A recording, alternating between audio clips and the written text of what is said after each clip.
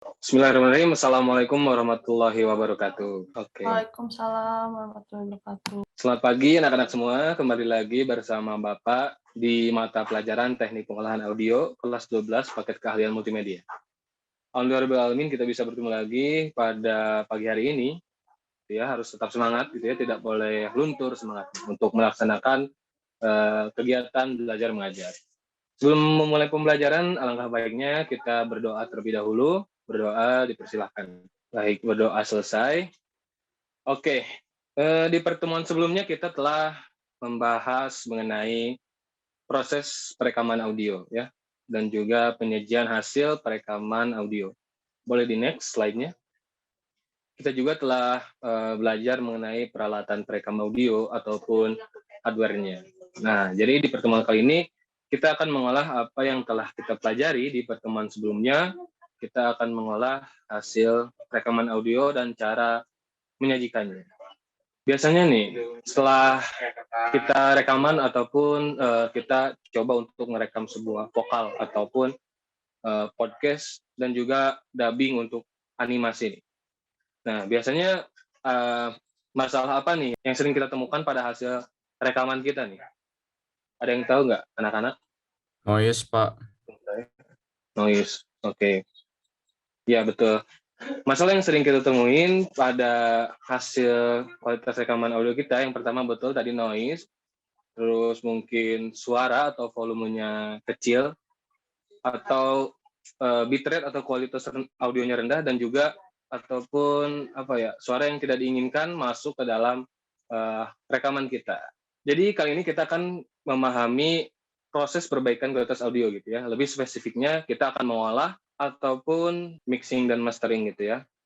Tapi sebelum kita mengolah ataupun mempraktikkan ya nantinya hasil rekaman suara kita, terlebih dahulu kita harus mengenal yang namanya digital audio workstation ataupun aplikasi pengolah suaranya. Tapi Bapak ingatkan terlebih dahulu, kita belajar mengolah bahan mentah gitu yang nantinya akan menjadi bahan yang siap dipakai. Jadi walaupun kita memperbaiki ataupun mengurangi noise ataupun mengolah gitu ya hasil rekaman audio, misalkan studi kasusnya gini, ada seorang yang dia rekaman nyanyi misalkan, ataupun dubbing untuk sebuah animasi ya atau film.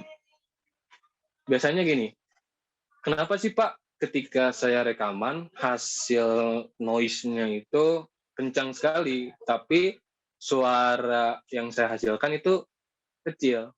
Nah, itu memang mikrofonnya yang memang jelek ataupun settingan rekamannya yang salah. Apakah kualitas file format audionya ataupun bitrate-nya di setting rendah, bahkan format file juga ini bakal berpengaruh ke kejernihan kualitas audio. Jadi bahan mentahnya udah jelek gitu ya, terpaksa buat jadi bagus, masih bisa kita olah, tapi nantinya bakal berbeda dengan mikrofon ataupun alat rekam yang memang mahal atau bagus. Jadi makanya di pertemuan kali ini adalah solusi bagi kita jika memang alat rekam kita ini tidak bagus, tapi kita bisa memaksimalkan hasil rekaman kita gitu ya. Oke, biasanya kita mengolah hasil rekaman audio pakai apa nih? Pakai software apa? Pakai aplikasi apa? Ada yang tahu? Audacity, Pak. Ya, betul. Ada lagi yang tahu? Ya, salah satunya itu ya, Audacity. Boleh di next? Ada Audacity, ada Audition, ya betul. Dan juga FL Studio. Sebenarnya masih banyak lagi gitu ya, software pengolah audio. Oke, setelah mungkin nanti kalian tahu gitu ya, apa yang akan kita pelajari pada pertemuan kali ini, Bapak harap gitu ya kalian bisa mencapai tujuan pembelajaran dan juga cakupan materi yang akan dipelajari oleh kalian gitu ya. Nanti kalian akan mempelajari mengenai FL Studio, Adobe Audition, dan juga Audacity. Oke, nanti kalian juga akan membuat kelompok diskusi secara langsung gitu ya, minimal 3 orang. Nanti setelah kalian mengamati, nanti mendiskusi juga menganalisis. Nanti kalian mampu menjelaskan cara mengolah audio menggunakan software berikut ini gitu, yang 3 ini. Dan nanti kalian akan membuat sebuah tugas video presentasi kelompok nantinya. Boleh di next. Oke, kalian nanti boleh search di internet ataupun diskusi ya untuk tugas yang akan diberikan nantinya. Untuk sumber yang digunakan, kalian bisa diakses beberapa modul yang Bapak berikan, ini nanti di Classroom Bapak share. Di antaranya ada modul Adobe Audition, modul FL Studio, dan juga Audacity. Jadi terdapat juga referensi beberapa buku. Jika kalian minat membeli dan menambah referensi, silahkan beli bukunya gitu ya. Oke, next. Oke, langsung saja anak-anak kita akan mengenal aplikasi pengolah audionya lebih jauh gitu ya. Yang pertama ada FL Studio. Nah, FL Studio ini adalah aplikasi pengolah audio yang digunakan untuk merekam, mengubah, memanipulasi, dan juga membuat audio gitu ya.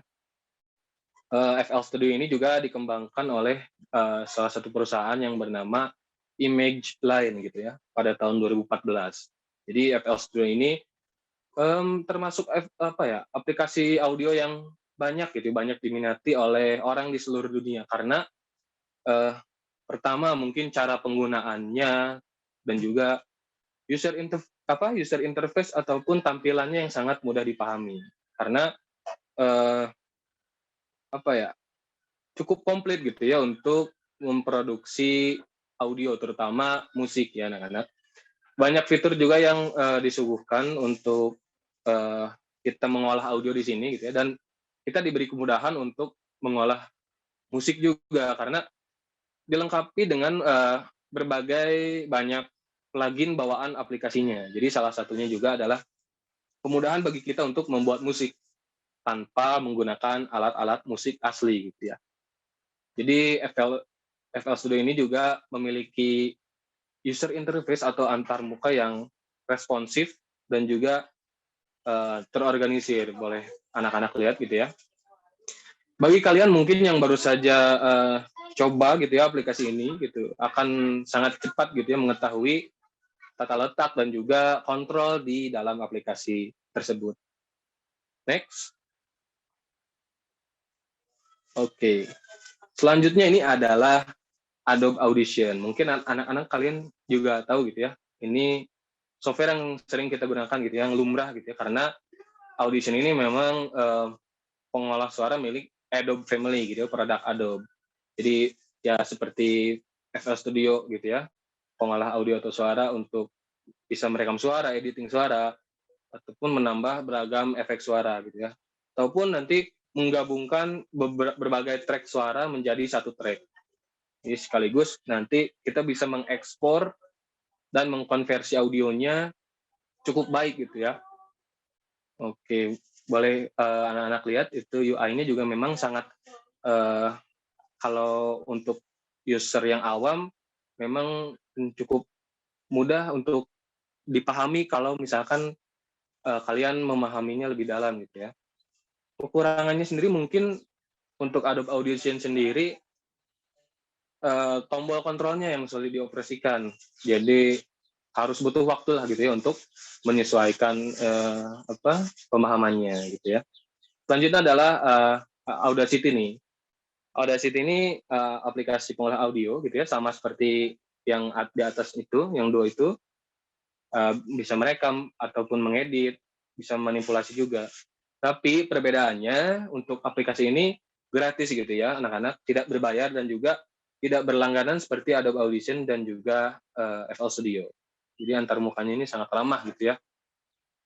Oke, mungkin setelah memperhatikan kalian tadi gitu ya, apakah ada yang ingin bertanya atau kurang paham gitu ya, atau akan ada ini obrolan diskusi ataupun ada yang akan bertanya? Baik, kalau tidak ada mungkin diskusi kalian nanti kalian lanjutkan untuk tugas yang Bapak berikan gitu ya. Artinya apa yang kalian diskusikan nanti observasi kalian nanti sampaikan langsung ya oleh kalian karena mungkin waktunya terbatas. Hasil observasinya nanti kalian buat menjadi video presentasi explainer. Mungkin sekian pertemuan kali ini, Bapak tutup. Assalamualaikum warahmatullahi wabarakatuh.